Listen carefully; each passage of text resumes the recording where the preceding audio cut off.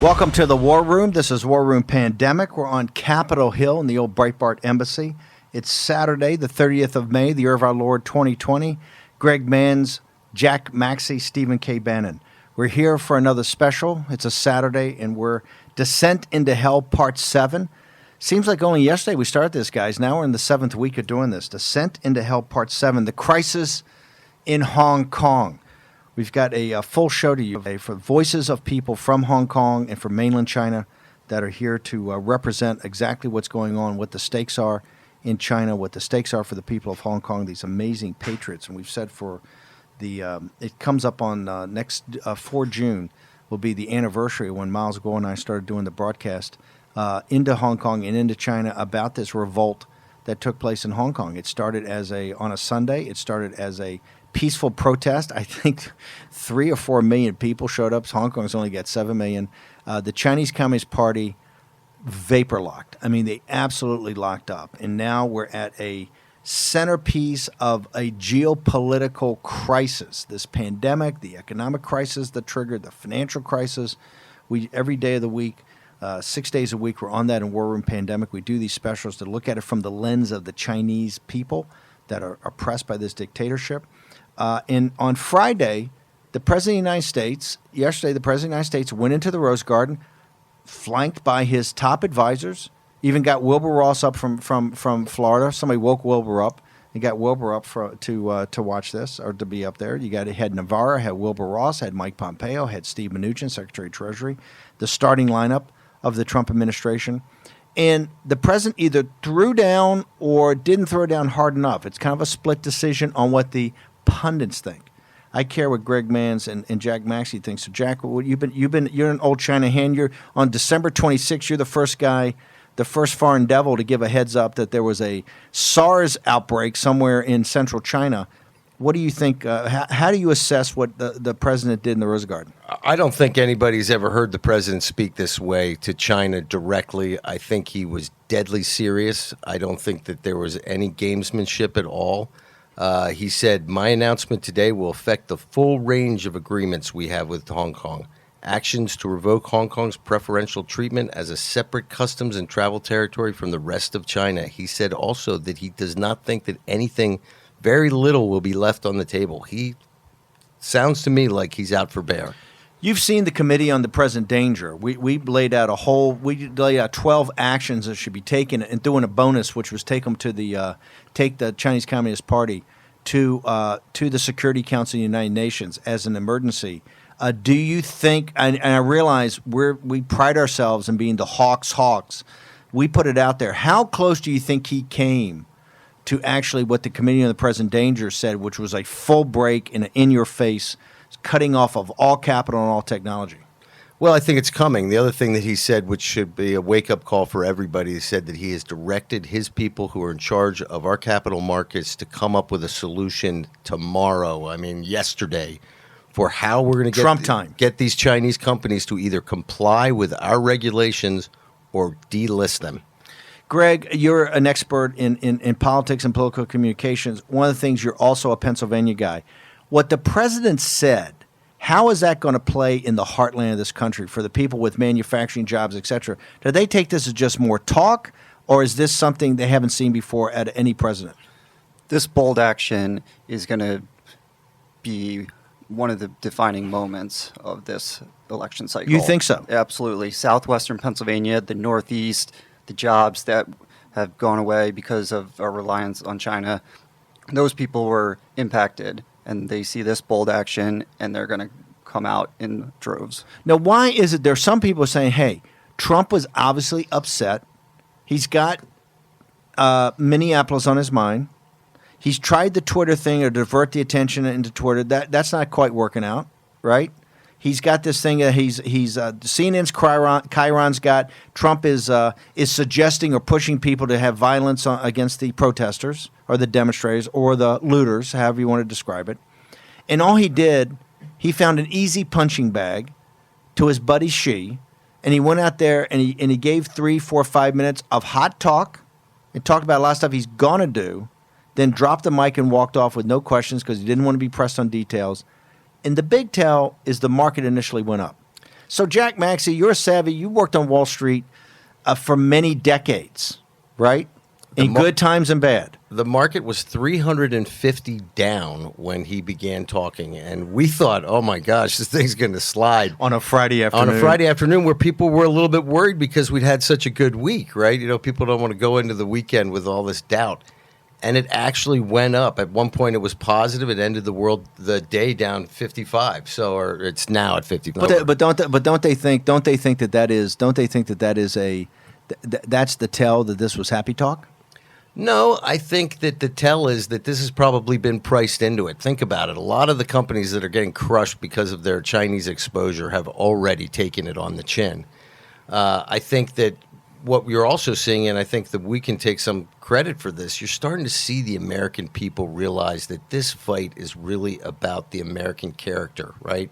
We are a country based upon morality, much as we might pretend not to be when we chase the almighty dollar. But the average American knows that in his heart, this country is based upon morality and that we cannot participate in this criminality in China any longer. That's a question for you guys. We have said from day one that these are the Patriots of 1775, that these kids are actually giants. And you're gonna meet some of these giants today. The stories are unbelievable. As we prep this show to get ready throughout the week, the stories are absolutely incredible. I mean, I know we've heard some heart-rending stories for the Chinese people on both religious observance of how their day-to-day life is, what it's like to live in back of the firewall, all of that. But today, to hear really from these kids who have been in the street as peaceful protesters, part of the umbrella movement, to some of them are hardcore insurgents today, and they're going to refuse to give up, and you'll hear it from their own voice. Well, I mean, the guy yesterday who said on our show, it was very moving. I think we're going to hear from him again today. He said, we're never going to give up. We're prepared to die. Well, he said prepared to die and prepared to take 20 years in prison. I mean, this is extraordinary stuff. Are the American people moved by that? Do you think that they understand that this is what this is about, is our values, and that this is a fight for what freedom and democracy has always meant? Or is this what the America First movement was trying to stop, this sucked in? Because didn't we hear some of this from President Bush in the early 2000s? We got to bring democracy to Afghanistan. That didn't work out so well, did it? Well, I think we're not quite as naive as we were in 2000. I think that we've all realized today, we went out there and fought the good fight, but we've realized, I think, that it was probably not the best move that we ever made in history.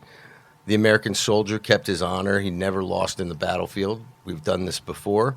We will recover, and I'm glad that we're pulling out, but I think that the wake-up call was, hey, democracy wasn't going to work in Afghanistan when we're controlling it. I do think that many people thought for 20 years that China was going to become more of a reformist country.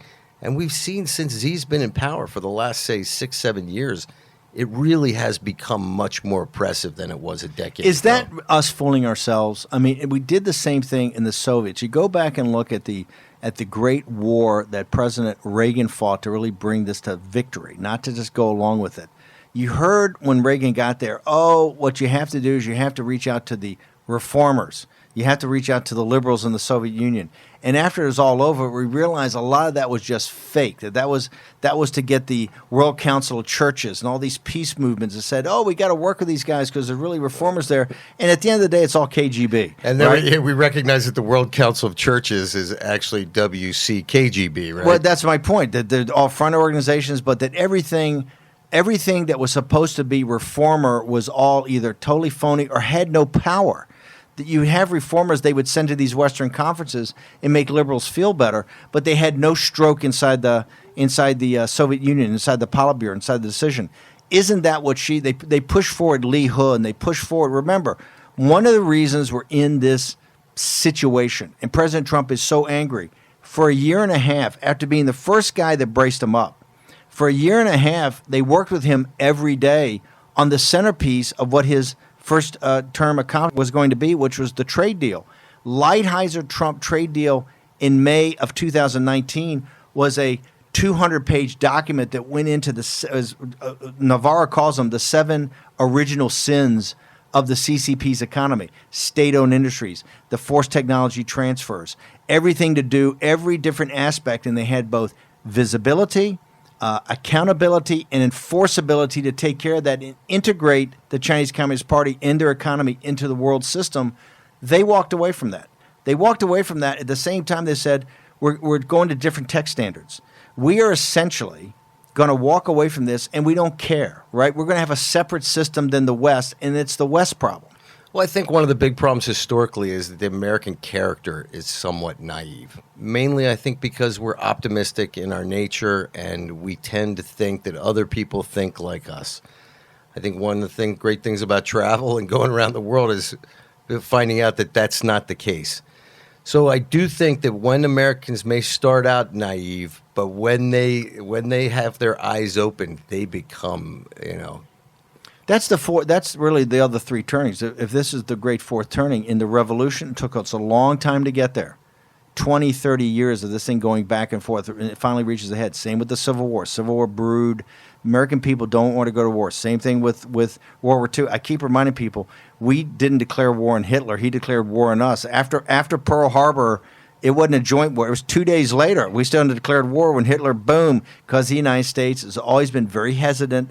Once we go, we're in, right? Once we go, we're in. But it's very slow to kind of anger. And I think the last 20 years of this fiasco in the Middle East has gotten people much more cynical about engagement. Is this Greg Manns? I keep saying this is 1938 and this is Czechoslovakia. If you don't stand up, you do not stand up to the Chinese today, you're going to inexorably be drawn into either Taiwan, the South China Sea, up on the border with India and China. Somewhere you're going to get sucked into some sort of conflict. Do you think it's 1938? Is that a false analogy? No, I think you're absolutely correct. And to expand on what Jack was saying, when America gets punched in the face, we punch back 2 times harder and are decisive in what we do. Is this a punchback? Is Manns right? Is the president punching back, or is he trying to? Because, hey, the rhetoric was fine, but it was a drop the mic moment, right? He went through a bunch of things, but he didn't say, "I'm pulling out. I'm starting the process." A lot of this was starting the process of. I agree. Coming across his lips, a president of the United States, with the range of things he was talking about, and particularly a lot of this is going against all those guys on Wall Street that are sitting there telling him nonstop, you can't do any of this thing. Is this Greg Manns' hey, you punch me, I'm going to punch you back twice as hard? Well, I think one of the things that's kind of a problem here is obviously we're not interested in a hot war over Hong Kong. I don't see that happening as strategically, tactically. It doesn't make any sense. But the president's hands are tied because the Congress and the Senate passed a law in December saying that we have till the end of this month. The Secretary of State has to make a determination as to whether or not Hong Kong has autonomy. Why do you think that ties his hands? Well, because the president has to follow the law. Well, I mean, but it should be a benefit. He can sit there and say, "Hey, I've got both houses of Congress." Remember, in December, it was 100-0 in the Senate and 419-1. Thank you, Brother Massey out there in Kentucky, from being unanimous.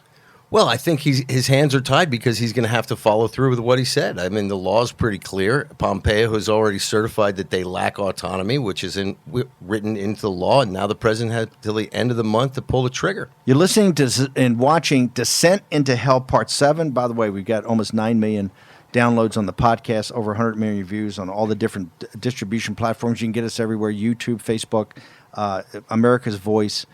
Also on Newsmax. You can see it everywhere, hear it everywhere. We're ubiquitous throughout the world. G Media, GTV will be broadcasting this later, subtitled in Mandarin. We're also in ham radio, shortwave radio, AM stations all over the world picked up. We want hashtag War Room Pandemic. Let us know. We want your feedback, we want your questions. We're going to return with the voices of Hong Kong in a moment.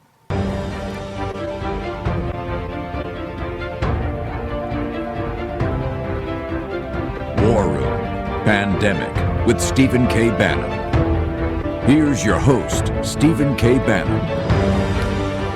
Welcome back to War Room Pandemic, a Descent into Hell, Part 7, The Crisis in Hong Kong. Our guest now is, and let me, right before we're going to bring in Jack Leung, he's a pro-democracy movement frontline protester. That's his nom de jour, so it's not his real name. But before we bring Jack in, I just want Maxie and Greg Manns. Yesterday, the president in the Rose Garden has been kind of controversial. Some people said, hey, it's fantastic. It's the first time any president's really confronted these guys. Other people saying, it was nice, but it's more Trump. Trump's a lot of talk, not a lot of action. Jack, the specifics that excited you, because you're sitting there saying, hey, I really liked what I heard from President Trump. I liked his demeanor. I liked the drop mic, right? This is it. Boom. What were the 2 or 3 things that most impressed you?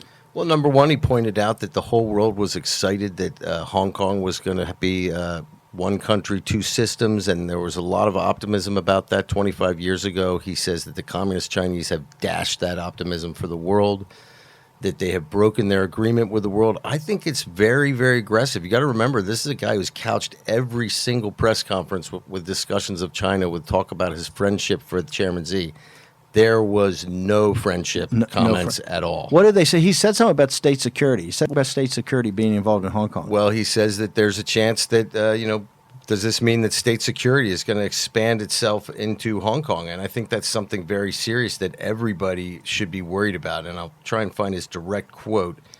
He says, China claims it is protecting national security, but the truth is that Hong Kong was secure and prosperous as a free society. Beijing's decision reverses all of that, and it extends the reach of China's invasive state security apparatus into what was formerly a bastion of liberty. A bastion of liberty. Now, I want to talk to one of those patriots right now, Jack Leung.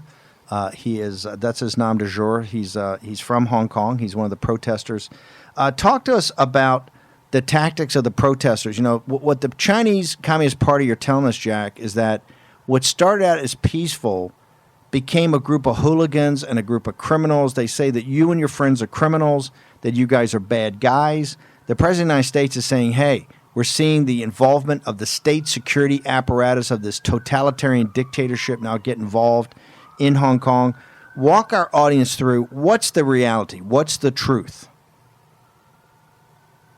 Okay, so like you said, one of the really interesting things with the protests is for the Umbrella Movement in 2014 in Hong Kong, there was just a total information blackout in the mainland. They just literally, nobody in the mainland knows about it even today that it happened. There was the only people who would have known were mainlanders in Hong Kong who might have accidentally stumbled across the protests, if you see what I mean. But this time, they made the decision to go public with the mainland Chinese public when the liaison office in Hong Kong, which is kind of, if you imagine it like China's embassy in Hong Kong, was attacked by protesters. And that night, they splashed the photos all over the mainland media, like the photos of the flag being torn down and the emblem being defaced. So in terms of the China-wide thing, that's the sort of key difference. And ever since then, they've just portrayed us as these rioters, basically. But in terms of the reality on the ground, the police are the instigators of every single, violent act that takes place. And it sort of, we never go out sort of seeking to do any of this or anything like that. It's always something that is done. Self-defense is the wrong word, but it's done in reaction to the police, if you see what I mean. So, we don't sort of, with Molotov cocktails, etc., we don't throw them because we want to see a police officer, get hurt or burned by them. We do it as a reflex response to stop them arresting us, to stop them, being able to break us up so easily.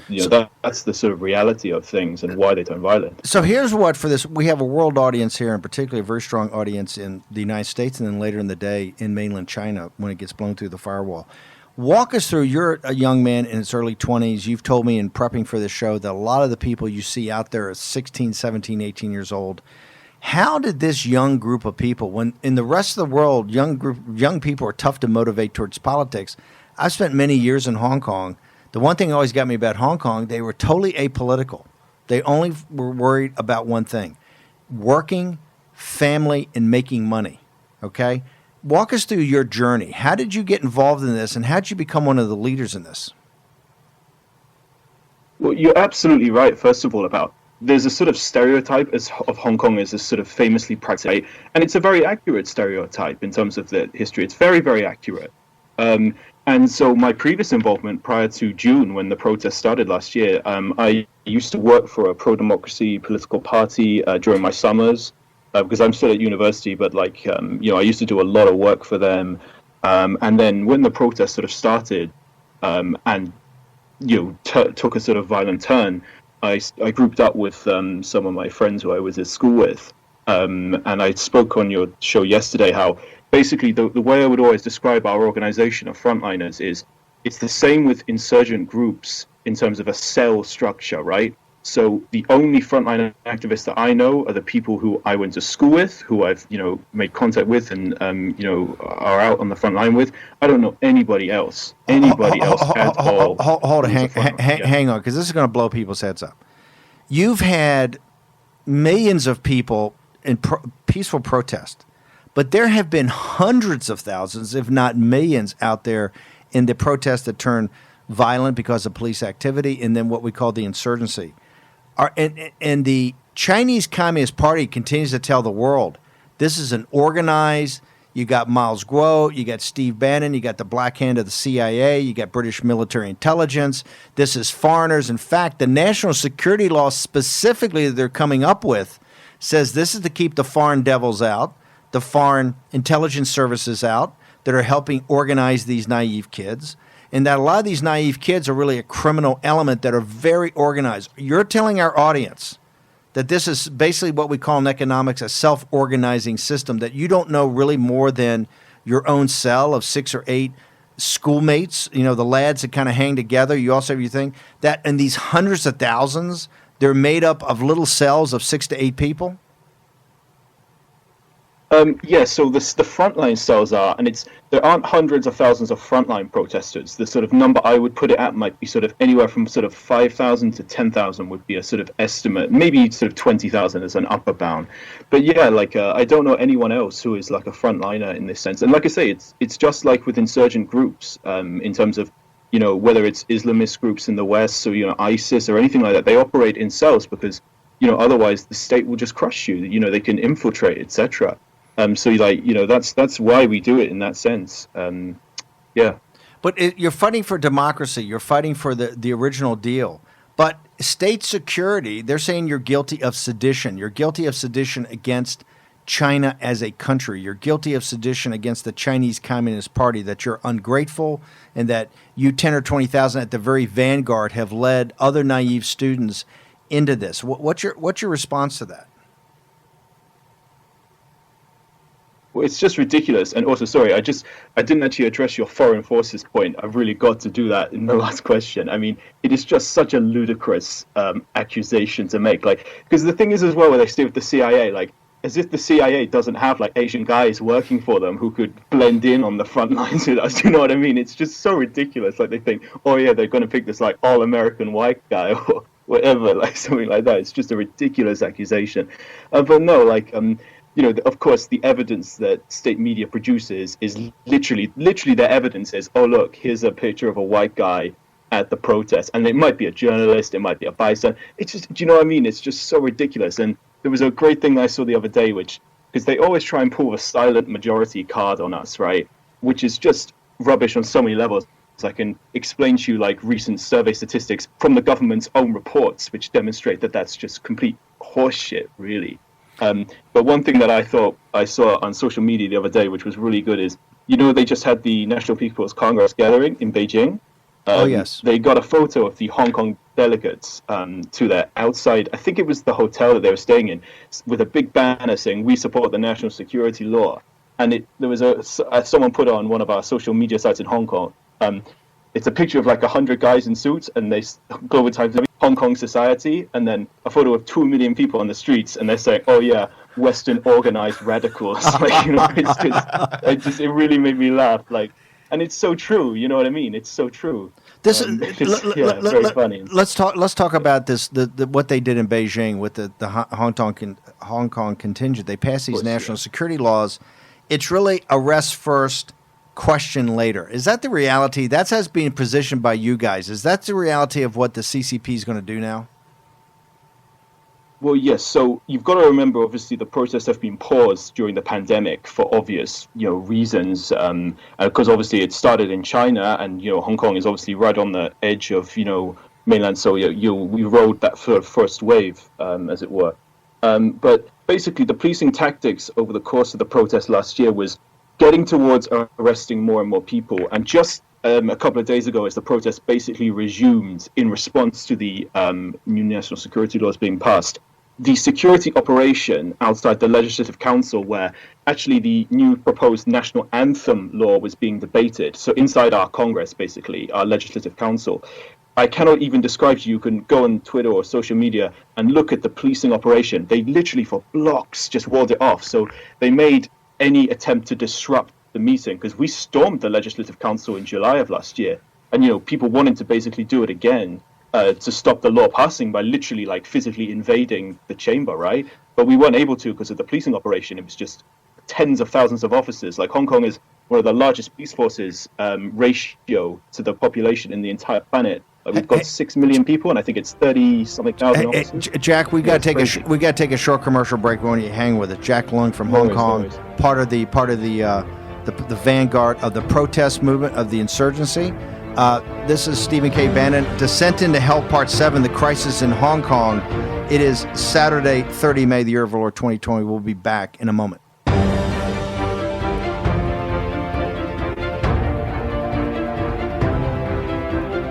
War Room Pandemic with Stephen K. Bannon. Here's your host, Stephen K. Bannon.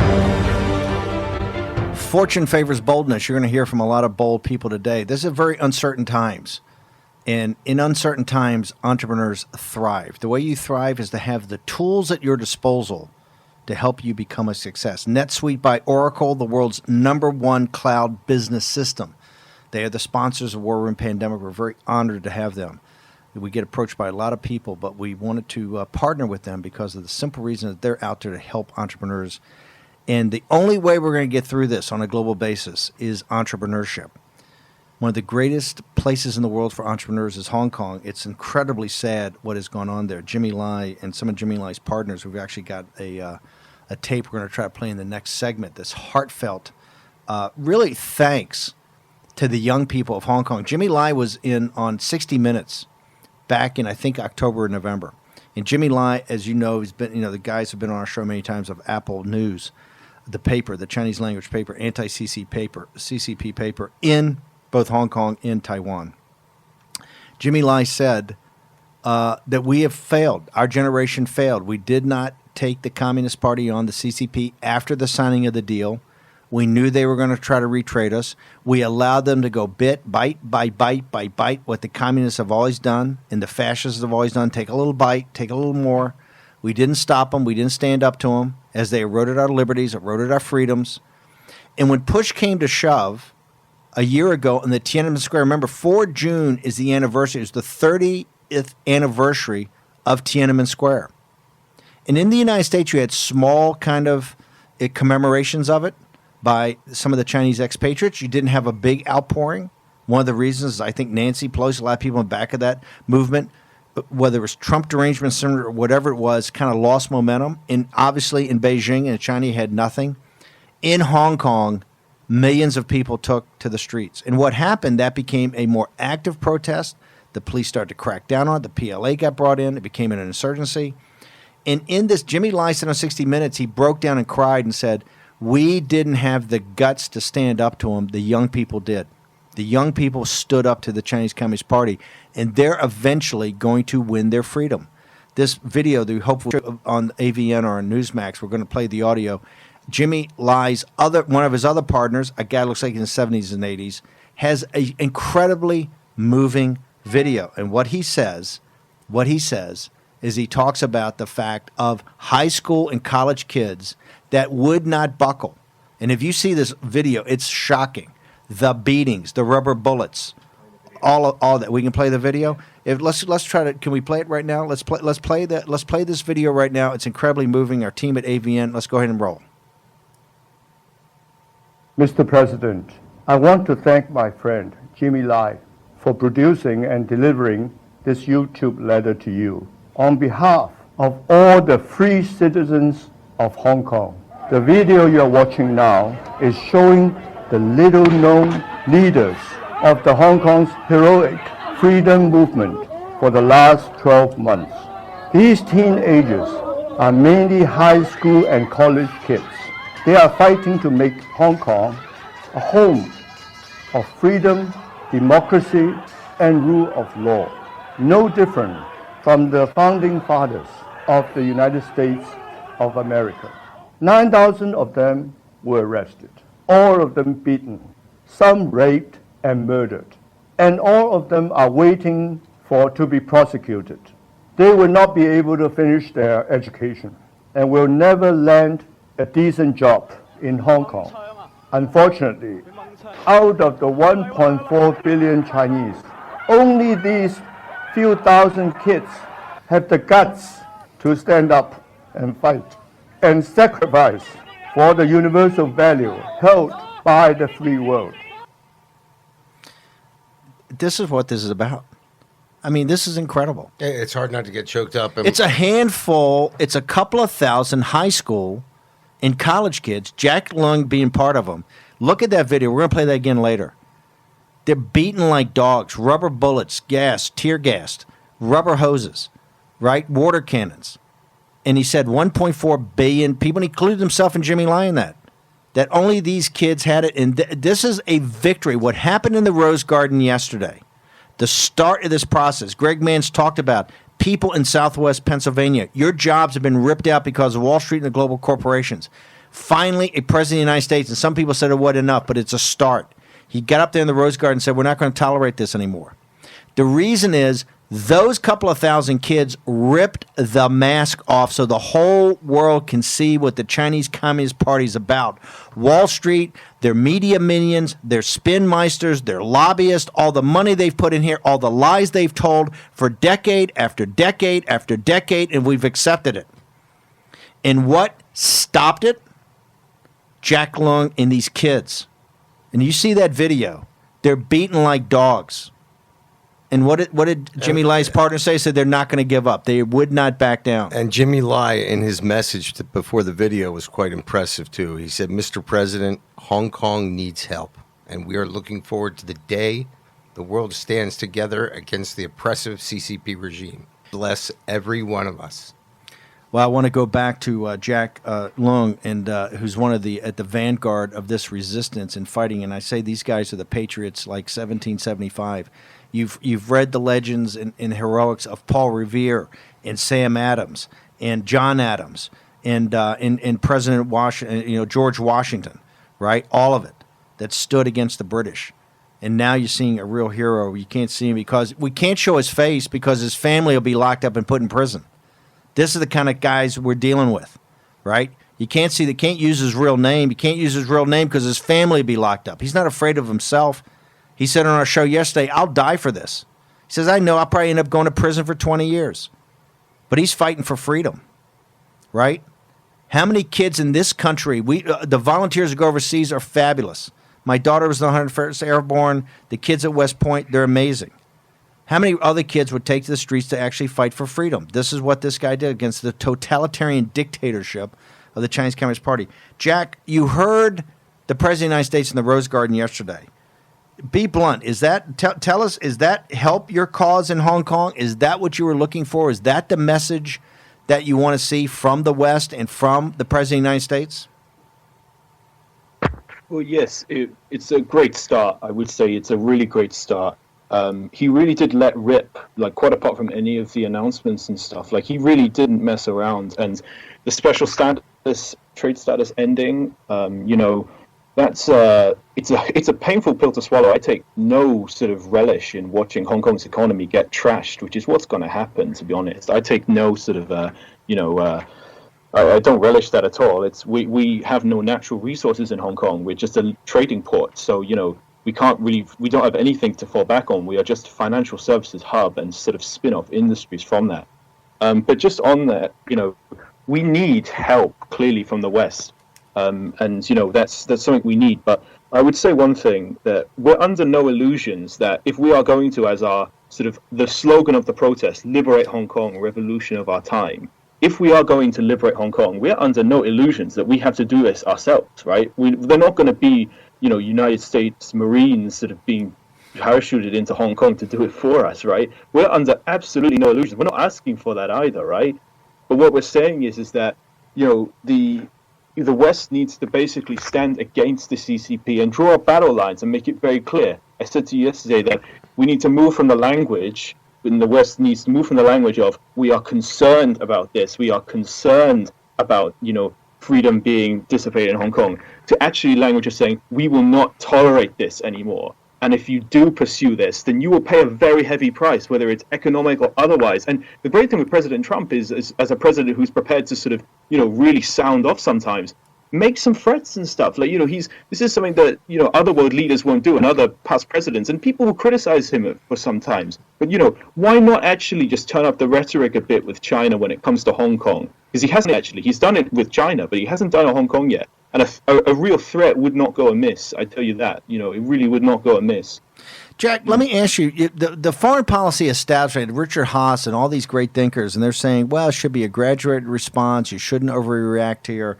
We're concerned. What we heard the whole last week is that we're very concerned with this national security law. So those are all those are all our betters. Those are all the guys who say, hey, Bannon's always got his hair on fire. He's got this this podcast and he's talking to these guys. But this is another group of right wing nuts that have hooked up with a bad element in Hong Kong. What we should do as a country is be concerned. We should start to monitor this. What would you say to the foreign policy establishment in the United States that has allowed the Chinese Communist threat to all free people metastasize over the last couple of decades? Well, I say that at every turn they've been wrong, haven't they? Like the whole point when after the Tiananmen massacre, when the door was opened again to China in the early 90s to sort of, eventually leading to joining the WTO and other things, like the whole idea, and I remember Bill Clinton, the rationale for the policy was, well, if we open the door to China in this, they will be encouraged to democratize and they will go down the road of reform and stuff. And I wouldn't say it was a terrible idea to do that at the time. Like there was a logic to it and everything, and it was certainly, economically looked beneficial to the US, I guess. But clearly that has failed. The policy of engagement has failed. And, there's a difference between calling for a war with China and actually saying that, the West needs to adopt a policy that recognizes the regime for what it is. I have got friends of mine who, are in prison or are now facing charges and stuff, some for relatively minor offenses and some for offenses like rioting charges that will see them in prison for 10 years. And, and this is the reality of this regime, like what's happening in Xinjiang.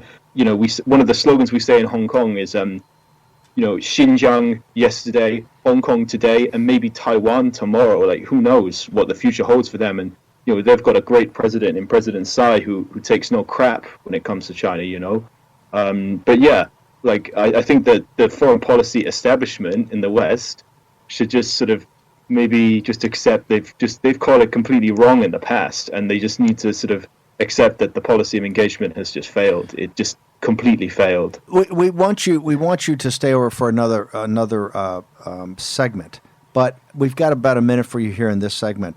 When you say fail, was this willful blindness? Was this willful blindness?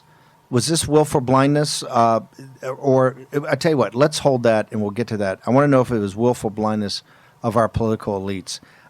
This is a War Room Pandemic. You can get to us by hashtag War Room Pandemic. We want to hear your voice. This is Descent into Hell. This is the 7th edition. The crisis in Hong Kong. We have one of the leaders of the insurgency, one of the leaders of the cell, Jack Leung, is on the phone with us. We're going to return in just a minute. We're going to get to many more voices from Hong Kong in the next hour. Stephen K. Bannon, Jack Maxey, Greg Manns will be back in a moment.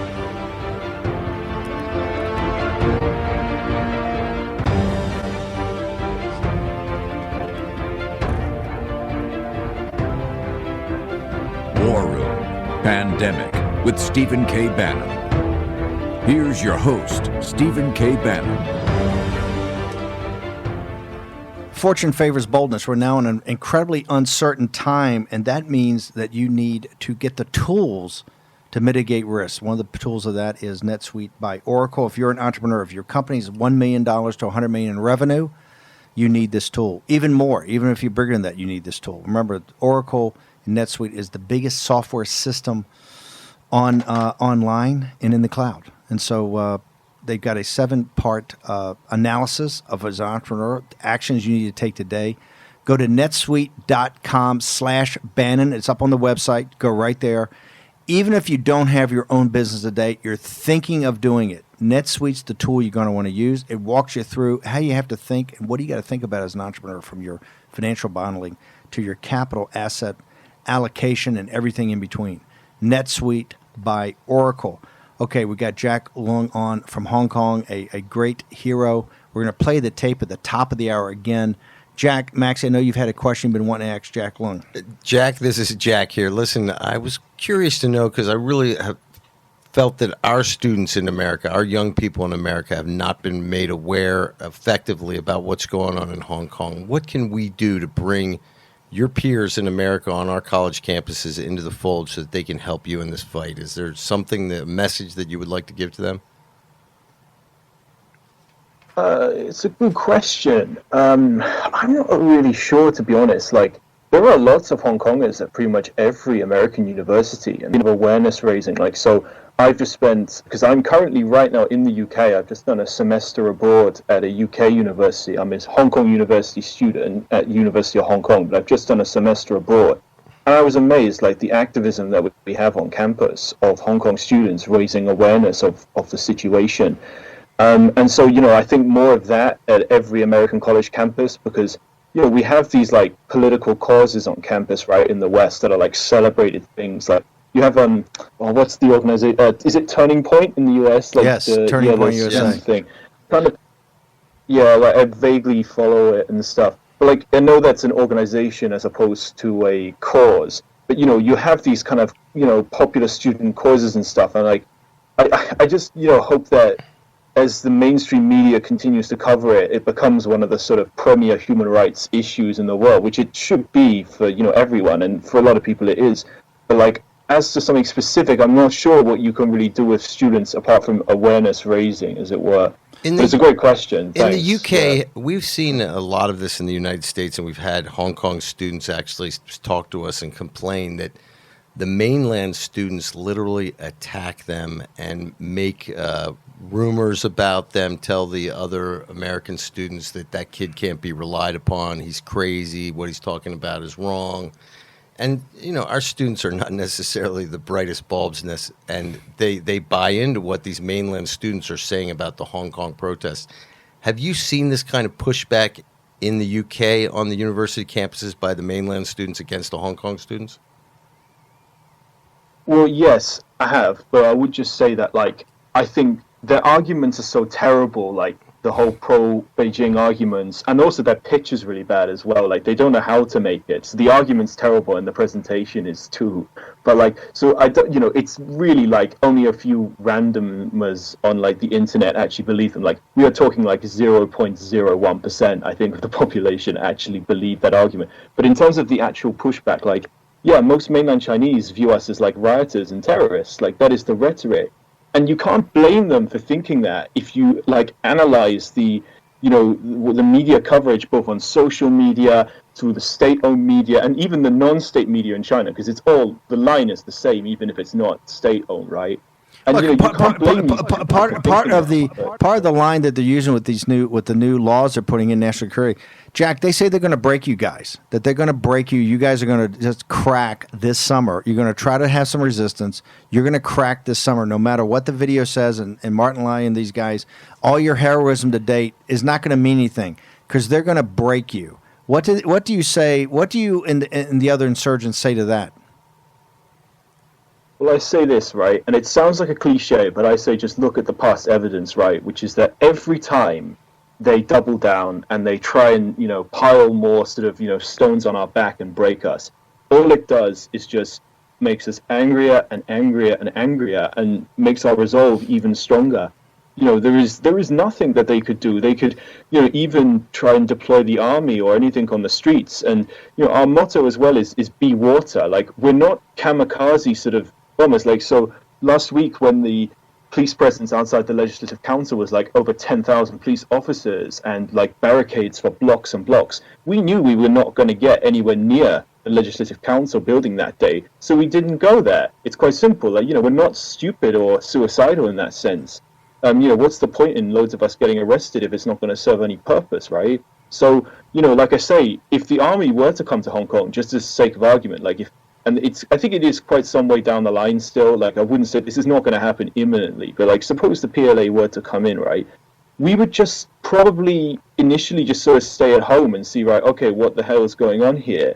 And then you would have, like, you know that American movie, like Red Dawn from the 1980s, like when they're fighting the silver, like really, I mean, seriously, literally like that. It's a great movie, actually. I've watched it a few times, like, but no, I really mean something like that, like very literally. That's what would happen, like sabotage attacks, that sort of thing. And they would say it was terrorism, but like, and this is the thing as well, the escalation we will have.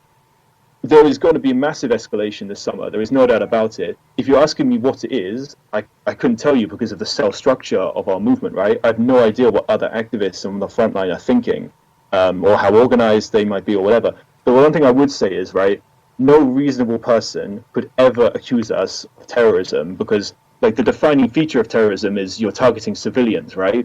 And that's just not our target ever. Do you know what I mean? It just, even if you disagree with the violence or whatever, they are legitimate targets, right? The police and, you know, whoever else or whatever. But, you know, it's the idea that, like, any of our escalations could ever be considered by any reasonable person as terrorism is just ludicrous, you know? So that's just, you know, fact, really. Jack, listen, thank you very much. We'll be watching all summer. You said there's going to be massive resistance to this, massive escalation. So we will watch that. The President of the United States has clearly come out now and said that he's on the side of freedom and democracy in Hong Kong. So we want to thank you. We want to thank you for your heroism and everything that your group does. Jack Leung, that's his nom du jour. Another hero in the Hong Kong movement. This is Stephen K. Bannon, Descent into Hell Part 7. This is the special we've been doing every Saturday. War Room Pandemic. Short commercial break. We're going to be back with more voices from Hong Kong in a moment.